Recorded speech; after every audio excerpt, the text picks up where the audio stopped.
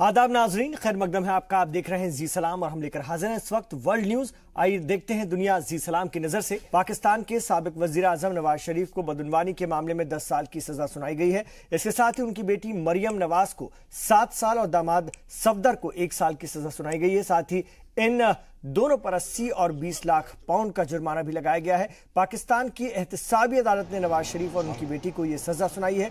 नवाज शरीफ को यह सजा लंदन के एवियन फील्ड में 4 फ्लैट के मामले को में मिली है। नवाज शरीफ और उनकी बेटी इस वक्त लंदन में ही है और इससे पहले जुमेरात को ही 7 दिन फैसला टलने की नवाज, मरियम और सफदर की अर्जी कोर्ट में खारिज कर दी गई थी।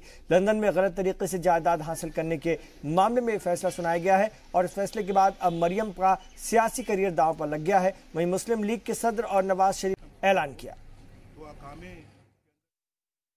जो आज फैसले के बाद आई है, मैं यहाँ पर ऐलान करना चाहता हूँ कि हम तमाम आईनी और कानूनी रास्ते इख्तियार करेंगे इंशाअल्लाह इंसाफ के असूल के लिए।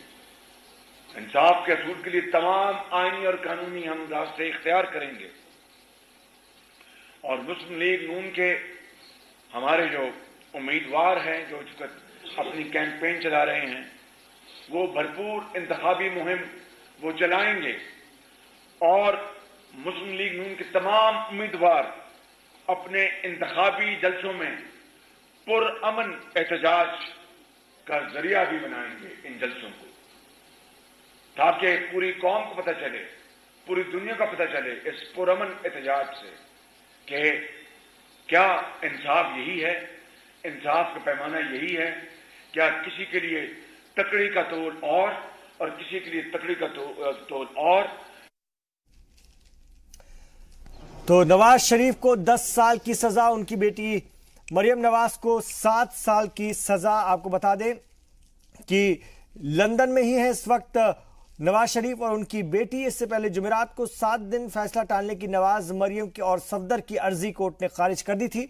लंदन में गलत तरीके से जायदाद हासिल करने के ये मामले में फैसला आया है और इस फैसले के बाद अब मरियम का सियासी करियर भी दांव पर लग गया है। वहीं मुस्लिम लीग के सदर और नवाज शरीफ के भाई शहबाज शरीफ ने, आपने सुना अभी, अदालती फैसले के बाद प्रेस कॉन्फ्रेंस की थी और इस फैसले को मुस्तरद करने का उन्होंने ऐलान किया। उनका कहना है कि हम आवाम के बीच जाएंगे और इस वक्त पाकिस्तान में इलेक्शंस भी चल रहे हैं, कैंपेनिंग चल रही है। जुलाई में इसी महीने में वहां पर इलेक्शन होने हैं और ऐसे वक्त में मुस्लिम लीग नून इस पूरे मामले को, इस फैसले को किस तरह से अवाम के बीच जाकर के भुनाती है, देखने वाली बात होगी।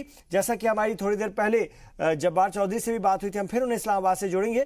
तब उन्होंने बताया था कि कहीं ना कहीं अपने फेवर में करने की कोशिश करेगी मुस्लिम लीग इस फैसले को और सिंपैथी वोट हासिल करने की भी कोशिश कर सकती है मुस्लिम लीग नून।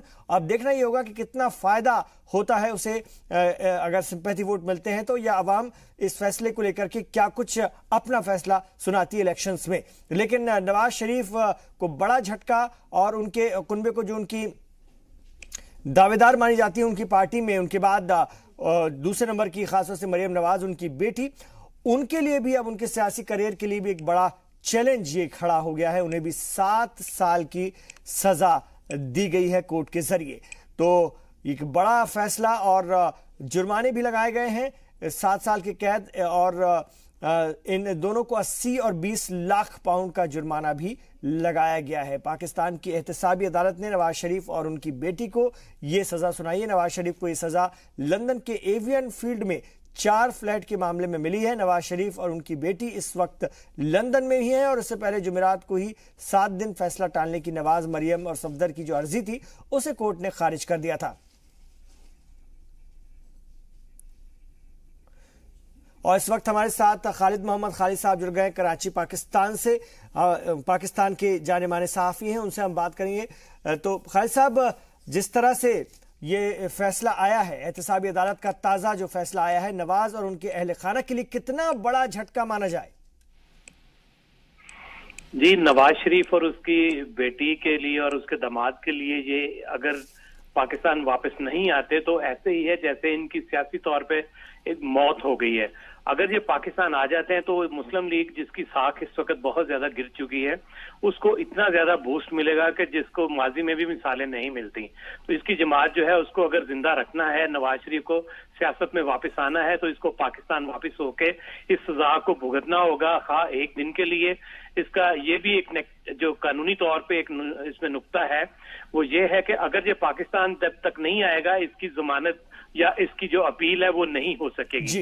इसको पाकिस्तान आकर सरेंडर करना होगा, उसके बाद ये अपनी अपील कर सकते हैं। अगर ये नहीं आते 8 दिन के अंदर, तो फिर इनका सियासी मौत वाक़या हो जाएगी। जी खालिद साहब, क्या कोर्ट के इस फैसले के बाद नवाज शरीफ या मरियम शरीफ के लिए कोई कानूनी चाराजोई बसती है?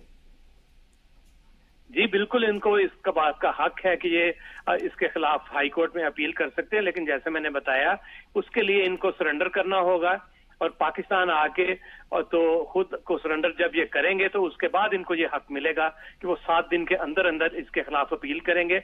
और जब अपील करेंगे तो इमीडिएटली जो नैब कोर्ट का जो फैसला है वो उसको कलअदम करार दे देंगे और इनको दोबारा एक नई जिंदगी मिल जाएगी और ये बाकायदा अपनी कैंपेन भी कर सकेंगे। लेकिन इसके साथ साथ ये मुस्लिम लीग नून जो कि इस वक्त बहुत ही ज्यादा पस्ती में चली गई है, वो दोबारा ऊपर आ जाएगी। जो अगर कहना तो इनका यही है कि ये पाकिस्तान आएंगे, लेकिन माजी के इनको देखा जाए तो हालात ऐसे हैं जिस तरह ये पहले 10 साल के लिए पाकिस्तान छोड़ के चले गए थे, शायद अब भी ये वापस नहीं आना चाहेंगे। जी, इस फैसले के बाद मरियम शरीफ का सियासी करियर भी एक तरह से दांव पर है। उनको एक बड़ा दावेदार माना जाता है पार्टी में। अगर हम बात करें सेकंड बड़ी लीडर हैं वो और सीधे तौर पर पार्टी में उनकी दखलंदाजी है। ऐसे में उनका सियासी करियर दांव पर है और मुस्लिम लीग पर, जैसा कि आप बता रहे हैं, अगर ये वापस आ जाते हैं तो असर पड़ेगा। वैसे अगर हम देखें तो मरियम नवाज शरीफ के लिए इसे कितना बड़ा झटका माना जाए? मरियम नवाज शरीफ जो इस वक्त उनका सियासी कैरियर जो वो शुरू होने से पहले ही खत्म होता नजर आ रहा है, क्योंकि जिस तरीके से पाकिस्तान का कानून है कि किसी भी शख्स को जब सजा हो जाती है तो वो नाअहल हो जाता है और आइंदा 10 साल के लिए या लाइफ टाइम के लिए जितनी अदालत फैसला सुनाएगी उसको इलेक्शन लड़ने की इजाजत नहीं होती। तो मरियम का तो पहली दफा इलेक्शन लड़ रही थी और अब वो नाअहल हो गई हैं, अब वो इलेक्शन भी नहीं लड़ सकेंगी और उनका सियासी कैरियर भी उसी वक्त शुरू हो सकता है जब वो आके सरेंडर करेंगी और अदालतें उनको एहतसाब अदालत जो उसके फैसले को कलअदम करेंगी। शुक्रिया खालिद महमूद साहब आपका, पाकिस्तान से, कराची से आप बात कर रहे थे, सीनियर जर्नलिस्ट पाकिस्तान के। तो मुतबादिल हैं अभी भी, अगर वो पाकिस्तान वापस आ जाते हैं तो। लेकिन माजी में जो सूरत हाल रहे हैं, नवाज शरीफ इससे पहले भी 10 साल के लिए बाहर रहे थे जब मुशर्रफ का दौर था, उस वक्त भी। और ऐसे में अब देखना होगा कि क्या वो पाकिस्तान लौटते हैं अपनी बेटी के साथ, ये देखने वाली बात होगी। मलेशिया के वजीर आजम महातिर मोहम्मद ने कहा है कि मुतनाज़ा मजहबी रहनुमा जाकिर नाइक का एक्सट्रेडिशन नहीं किया जाएगा। जाकिर पर नफरत फैलाने और दहशतगर्दी के लिए उकसाने का इल्जाम है और वो काफी वक्त से मलेशिया में रह रहे हैं। महातिर ने प्रेस कॉन्फ्रेंस में कहा कि जब तक वो कोई दिक्कत खड़ी नहीं करते हम उसे हिंदुस्तान के हवाले नहीं करेंगे, क्योंकि हमने उसे यहां पर मुस्तकिल तौर पर रहने की इजाजत दी है। उधर जाकिर नाइक ने भी अपने एक्सट्रेडिशन की खबरों को बेबुनियाद बताया। उनका कहना है कि जब तक उसे नहीं लगता कि वो गलत मुकदमे से महफूज है तब तक वो भारत नहीं लौटने वाले। ईरानी जौहरी डील से अमेरिकी अलहदगी के बाद की सूरत हाल पर बातचीत के लिए 5 आलमी ताकतों और ईरान के वजीर खारजा की एक इंतहाई अहम मुलाकात आज ऑस्ट्रिया की दारुल हुकूमत वियना में हुई, जिसमें कि जौहरी मुआहदे की पेचीदगियों और ईरान को मिलने वाले माशी पैकेज पर बातचीत हुई। तेहरान हुकूमत इस वक्त जौहरी डील को बचाने और अगर हम बात करें इस पर हासिल शुदा इक्तसादी मराआत के तसल्लुत को यकीनी बनाना चाहता है। वहीं यूरोपीय ममालिक ये चाहते हैं कि ईरान ये गारंटी दे कि वो मुस्तकबिल में कभी जौहरी हथियार नहीं बनाएगा और ना ही जौहरी हथियार बनाने की धमकी देगा। जर्मनी के वजीर खारजा हाइको मास ने कहा कि ईरानी जौहरी डील से अमेरिकी दस्तबरदारी के बाद आयद होने वाली पाबंदी की आलमी ताकतें मुकम्मल इजाला नहीं कर सकती हैं। मास के मुताबिक जौहरी डील से ईरान की दस्तबरदारी से तेहरान हुकूमत की मुश्किलात में ज्यादा शिद्दत पैदा हो जाएगी। वहीं यूरोपीय यूनियन की खारजा सेक्रेटरी फेडरिका मोघेरिनी ने कहा है कि यूरोपीय ममालिक ईरान के साथ इक्तिसादी परेशानी से पूरी तरह आगाह है और उसे दूर करने की कोशिश कर रहे हैं। The Joint Commission met to discuss the way forward to ensure the continued implementation of the nuclear deal in all its aspects and review unresolved issues arising from the unilateral withdrawal of the United States from the agreement and the announced reimposition of sanctions lifted under the JCPOA and its Annex 2, which they deeply regret. इधर अमेरिकी वजीर खारजा Mike Pompeo शुमाली Korea की दारुल हुकूमत Pyongyang पहुंच गए, जहां पर शुमाली Korea के सरबराह किम जोंग के करीबी किम जोंग चोल और मुल्क की वजीर खारजा ने उनका खैर मकदम किया। अपने दौरे के दौरान पोम्पियो ने किम योंग चोल और दीगर लीडरों से कोरियाई जजीरे में डीन्यूक्लियराइजेशन पर बातचीत की। जराये के मुताबिक इस बातचीत में कोरियाई जजीरे से अमेरिकी अफवाज के इनखला पर भी बातचीत हुई। आपको बता दें कि पिछले महीने सिंगापुर में अमेरिकी सदर ट्रंप और शुमाली कोरिया के सरबराह किम जोंग के बीच तारीखी मुलाकात हुई थी, जिसमें शुमाली कोरिया ने सिक्योरिटी गारंटी के बदले डीन्यूक्लियराइजेशन का वादा किया था। पोम्पियो के इस दौरे का मकसद कोरियाई जजीरे को पूरी तरह जौहरी हथियारों से पाक करने के अमल को आगे बढ़ाना है। पोम्पियो ने ट्वीट करके कहा है कि दोनों लीडरों ने एक दूसरे और दुनिया से जो वादे किए हैं उन्हें पूरा करने की रफ्तार बरकरार रहे।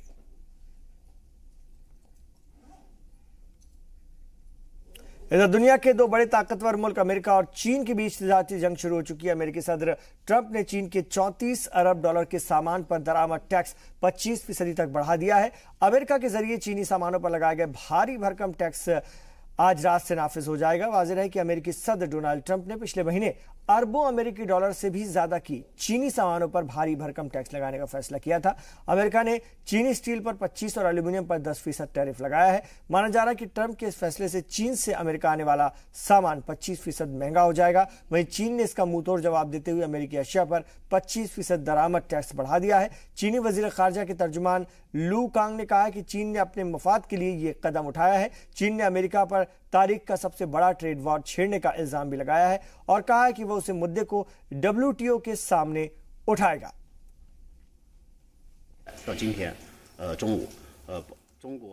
कल से अब तक चीन के टैक्स रेगुलेशन कमीशन और कॉमर्स मिनिस्ट्री ने कई मालूमात आपसे शिरकत की हैं।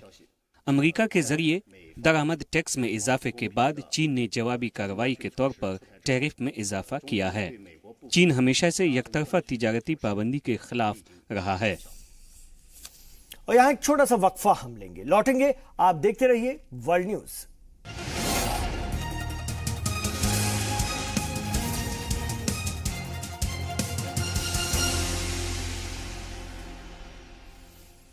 जी सलाम पर इस वक्त आप देख रहे हैं वर्ल्ड न्यूज। शाम के जुनूबी सूबे दरा में बागियों और बशर अल असद हुकूमत के इत्तेहादी रूस के दरमियान जंगबंदी के लिए बातचीत एक बार फिर शुरू हो गई है। जराये के मुताबिक बागी ग्रुप मरहलेवार तरीके से भारी हथियार रूस के सुपुर्द करने को तैयार हो गए हैं। वहीं दरा के मशरकी इलाके से सरकारी अफवाज के इनखला की भी बात हुई है और इससे कबल बुध को बातचीत की नाकामी के बाद खासतौर से शामी जो फौज है और रूस के ने दरा में फौजी ऑपरेशन फिर से शुरू कर दिया है। रूसी जंगी जहाजों ने दरा के कई इलाकों पर लगातार बमबारी की है। शाम के हालात पर नजर रखने वाली तंजीम सीरियन ऑब्जर्वेटरी का कहना है कि तफस शहर और उर्दन के सरहदी इलाकों में रूसी अफवाज ने शदीद बमबारी की है, जिसके नतीजे में दर्जनों लोग मारे गए हैं। इस बमबारी के बाद खासतौर से शाम की फौज ने जॉर्डन की सरहद से लगे कई इलाकों पर कब्जा कर लिया है। वाज़ेह है कि शामी फौज दरा में बागियों के जेर कब्जा इलाकों पर 19 जून से फिजाई हमले कर रही है और हमलों के नतीजे में सैकड़ों अफराद हलाक और लाखों लोग बेघर भी हुए हैं। उधर अफगानिस्तान में भी सूरत हाल दिन ब दिन बिगड़ती जा रही है। शिद्दत पसंद तंजीम तालिबान ने एक बार फिर काबुल हुकूमत की अमन मुज़ाकरात की पेशकश को ठुकरा दिया है। पेशकश रद्द करने का बयान अस्करी तंजीम के तर्जुमान ज़बीउल्लाह मुजाहिद ने जारी किया। उन्होंने अपने बयान में कहा कि अमन मुज़ाकरात की पेशकश उस वक्त तक कबूल नहीं की जा सकती जब तक कि गैर मुल्की फौज अफगानिस्तान की सरजमीन पर मौजूद रहेंगी। मुज़ाकरात की पेशकश अफगानिस्तान की आला सतही इख्तियाराती अमन काउंसिल ने की थी। आपको बता दें कि तालिबान ने रमजान और ईद के दौरान सीज़फायर का ऐलान किया था, लेकिन इसके बाद तालिबान के हमले लगातार बढ़ गए हैं।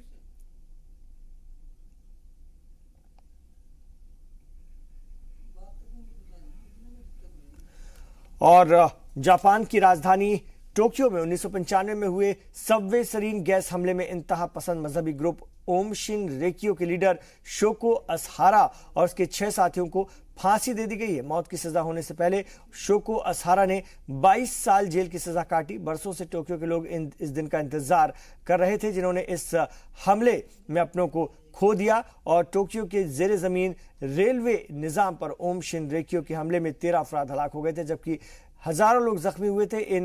इस इंतहा पसंद अकीदे के अफराद को सुनाई गई सजाए मौत के खिलाफ दायर करदा अपील पर जापानी सुप्रीम कोर्ट ने 20 साल के बाद फैसला सुनाया और लोअर कोर्ट की तरफ से सुनाई गई मौत की सजा को बरकरार रखा। खासतौर से नाबीना शोको ने 1980 में ड्रम्स डे पंथ का कयाम किया था और उसकी छवि ऐसे करिश्माई लीडर की थी जिससे मुतासिर होकर पढ़े लिखे लोग यहां तक कि डॉक्टर और साइंसदान तक उसके पंथ में शामिल हो गए थे। थाईलैंड के सयाहती जजीरे फुकेट में समंदर में तेज लहरों की वजह से एक कश्ती डूब गई और इस हादसे में 27 अफराद की मौत हो गई, जबकि 29 लोग अभी भी लापता बताए जा रहे हैं, जिन्हें तलाश करने के लिए राहत और बचाव का काम जारी है। फुकेट में डिजास्टर मैनेजमेंट महकमे ने बताया कि दी फिनिक्स नाम की कश्ती जिस वक्त डूबी उस वक्त उसमें 105 लोग सवार थे, जिनमें से आधे लोगों को बचा लिया गया है और बाकी लोगों की तलाश जारी है, लेकिन उनके जिंदा बचने की उम्मीद कम बताई जा रही है। आपको बता दें कि यह कश्ती कल शाम 4 बजे कोहराचा से फुकेट लौट रही थी, तभी समंदरी तूफान में फंस गई। मरने वालों में ज्यादातर चीनी सयाह है।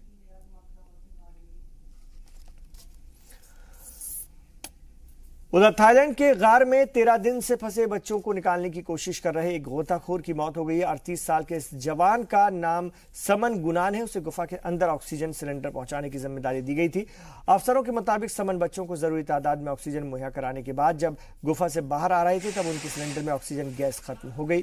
कुछ देर बाद दम घुटने से उनकी मौत हो गई। गुफा में अंडर 18 फुटबॉल टीम के 11 से 16 साल के 12 बच्चों के साथ ही 25 साल के कोच फंसे हुए हैं। एक अफसर ने बताया कि रेस्क्यू ऑपरेशन में करीब 1000 लोगों की टीम काम कर रही है। उससे गुफा में ऑक्सीजन की मात्रा कम हो सकती है और परेशानी बढ़ सकती है।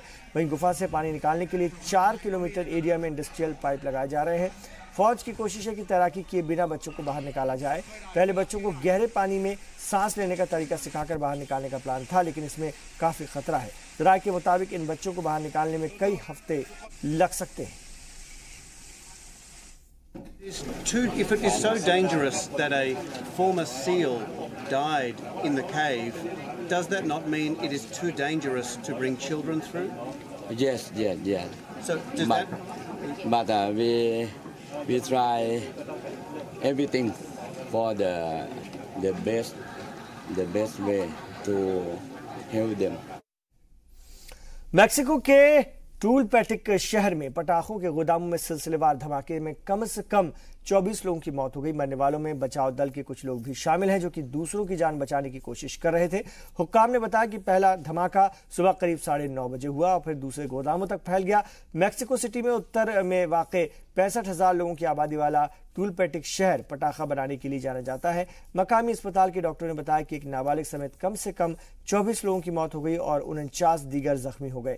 आपको बता दें कि मैक्सिको के टूलपेटिक शहर में इससे पहले भी इस तरह के कई वाकयात हो चुके हैं, लेकिन तब भी हुकूमत पटाखा फैक्ट्रियों को लेकर सख्त नहीं होती।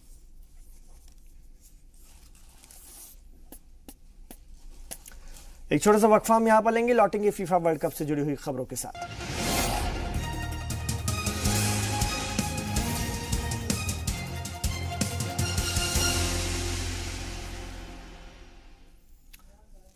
आप देख रहे हैं world news. FIFA world cup के पहले क्वार्टर फाइनल में फ्रांस ने जारहाना खेल का मुजाहरा करते हुए उरुग्वे को 2-0 से शिकस्त दे दी। फ्रांसीसी खिलाड़ी 40वें मिनट से पहले तक गोल करने में नाकाम रहे, लेकिन हाफ टाइम से कुछ देर पहले ही वेराने ने शानदार गोल करके उरुग्वे को फ्रंट फुट पर लाकर खड़ा कर दिया। फ्रांस के लिए ये गोल खेल के 40वें मिनट में वेराने ने ग्रिजमैन के भेजे पास पर बहुत ही खूबसूरत हेडर से किया। वेराने ने बिजली जैसी तेजी से हेडर करके गेंद को ऐसे गोल पोस्ट में डाला कि उरुग्वे के डिफेंडर बस देखते ही रह गए। हाफ टाइम तक ये बढ़त 1-0 की थी, जिसे खेल के 61वें मिनट में ग्रिजमैन ने 2-0 कर दिया। ग्रिजमैन ने फ्रांस के लिए किए गए दोनों गोलों में अहम भूमिका निभाई। वहीं उरुग्वे को अपने स्टार खिलाड़ी कवानी की भी बहुत ज्यादा कमी खली, जो चोट की वजह से इस अहम मुकाबले का हिस्सा नहीं बन सके और उनकी गैर हाजिरी का साफ असर उरुग्वे खिलाड़ियों को देखा जाने लगा, उनकी टीम पर दिखा। उरुग्वे की टीम फ्रांस के मुकाबले 50% मुकाबले में दिखाई नहीं पड़ी। तय 90 मिनट तक ये स्कोर रहा। इसके बाद 5 मिनट के इंजरी टाइम में भी उरुग्वे कोई गोल दागने में नाकाम रहा। और इस वक्त हमारे साथ फुटबॉलर प्रशांत बनर्जी साहब जुड़ गए, हिंदुस्तानी फुटबॉलर हैं, फोन लाइन पर हमारे साथ, उनसे बात करेंगे। सर, पहले क्वार्टर फाइनल में फ्रांस ने उरुग्वे के 2-0 को 2-0 से हरा दिया है। क्या आप इसे एक तरफा मैच मानेंगे, क्योंकि पूरे खेल में फ्रांस हावी रहा है, उरुग्वे के खिलाड़ी नर्वस नजर आए? नहीं, बात ऐसा है कि फ्रांस ने फ्रॉम द बिगिनिंग थोड़ा ग्राउंड में खेलना चाहते हैं और उन्होंने चाहते हैं उरुग्वे की ऊपर से, क्योंकि वो लोग बहुत स्ट्रॉन्ग है mainly in defence air ball में, तो वो ऊपर में खेलना चाहते हैं, ये लोग नीचे में खेलना चाहते हैं। तो ये दोनों का प्रॉब्लम ऐसा ही था, लेकिन 10 मिनट के बाद स्लोली फ्रांस ने टीम को थोड़ा कॉम्बिनेशन तैयार कर लिया। और सबसे बड़ा चीज है उसका टर्निंग पॉइंट है गोल। जहां जब गोल हुआ था वो इतना अच्छे फ्लिक किया है भारत ने, जो वो गोलकीपर का भी प्रॉब्लम हुआ और डिफेंडर वो गॉर्डिन भी उठा था हिट करने के लिए, फ्रैक्शन ऑफ ए सेकेंड में वो थोड़ा पहले ही हिट कर दिया और वो इतना अच्छा फ्लिक किया जो गोल की सेकेंड पोस्ट फर्स्ट पोस्ट का एकदम टॉप कॉर्नर में चला गया। यही है वो लोग का टर्निंग पॉइंट। और जो सेकेंड गोल दिया था वो थोड़ा गिफ्टेड गोल है, क्योंकि गोलकीपर का मिस्टेक में वो गोल नहीं होना चाहिए था, इतना दूर से मारा था ग्रीजमैन में, लेकिन गोलकीपर ग्रिप करना चाहिए था, तो मिस्टेक में गोल हुआ। और बाकी जो है उसमें वो लोग भी डोमिनेट, मेनली सेकेंड हाफ आहिस्ते आहिस्ते पूरा डोमिनेट किया है फ्रांस ने। उसका आउट अटैक करने से थोड़ा हाफ बैक आउट ज्यादा अटैक करने से गोल आउट मिल जाते, क्योंकि राइट साइड से जैसे वो एम्बापे माइनस किया था, कोई नहीं था, नोबडी इज देयर, तो उसमें एक गोल होना चाहिए था। और बाकी जो डिफेंस वो भी थोड़ा स्ट्रॉन्ग था फ्रांस ने। लेकिन जिस तरह का खेल दिखाया है, क्या उसे वर्ल्ड कप का एक अहम दावेदार माना जाए? नहीं, बात कैसे है, ये मैच एक तरीका है और बाकी जो नेक्स्ट मैच जो सेमीफाइनल वो अलग तरीका, और अच्छा खेलना पड़ेगा। अभी टाइम नहीं हुआ कि वो चैंपियन होगा, ऐसा टाइम नहीं आया, क्योंकि ये नॉकआउट टूर्नामेंट है। इसमें पहला जो क्वार्टर फाइनल आज जो मैच था उसमें अच्छा खेला, वो सेमीफाइनल चला गया। नेक्स्ट मैच और अच्छा खेलना पड़ेगा फ्रॉम द बिगिनिंग, नहीं तो मुश्किल है, क्योंकि वो सेमीफाइनल और फाइनल दो टाइप का गेम होता है। उसीलिए मेरा हिसाब से लगता है फिर भी फ्रांस थोड़ा एक तो वर्ल्ड कप चैंपियन होने के लिए वो भी तैयार हो गया, ये सही बात है। दूसरे क्वार्टर फाइनल की अगर हम बात करते हैं तो आपको क्या उम्मीदें हैं? ब्राजील का पलड़ा भारी रहेगा या फिर बेल्जियम कमाल दिखाएगा? नहीं, मेरा हिसाब से लगता है इस मैच थोड़ा फेवर में ब्राजील का जाएगा, कि एक्सपीरियंस है, पूरा प्लेयर ज्यादा सब पोजीशन में थोड़ा अच्छे है। और तीसरा बात है आज मार्सेलो खेलेगा, ये नेमार का एक प्लस पॉइंट है, क्योंकि विंग बैक से लेफ्ट विंग से जैसे जा रहा है, मतलब वो मार्सेलो जैसे जाते हैं उसीलिए नेमार का सुविधा है, वो अंदर जा सकता, विंग से जा सकता, उसको सपोर्ट मिलेगा। तीसरा है कुटिनो भी गोल का अंदर है, वो भी दूर से गोल करते हैं। फिर हाफ बैक में वो विलियम वो थोड़ा अच्छा खेलता है, डिफेंस में थोड़ा डिफेंस का जो सेंट्रल डिफेंडर है वो भी थोड़ा सिल्वा थोड़ा अच्छा खेलता है, डोमिनेटिंग। तो ये लोग का ये सुविधा है, लेकिन बेल्जियम का दो चीज का सुविधा, एक तो हैजार्ड ने गेम खिलाता है, उसका साथ लुकाकू भी थोड़ा सपोर्ट करता है, लेकिन लुकाकू का एक प्रॉब्लम है, एक थोड़ा स्लो है, और डिफेंस का जो सेंट्रल डिफेंडर है कंपनी वो थोड़ा फ्लैट फुटेड है। वो फ्लैट फुटेड में थोड़ा प्रॉब्लम होता है, टर्निंग प्रॉब्लम होता है, फ्लेक्सिबिलिटी थोड़ा प्रॉब्लम होता है, शॉर्ट स्पिन का प्रॉब्लम होता है, इसीलिए वो डिफेंस का थोड़ा गड़बड़ लगता है। बहुत शुक्रिया आपका प्रशांत बनर्जी साहब इस पूरी बातचीत के लिए।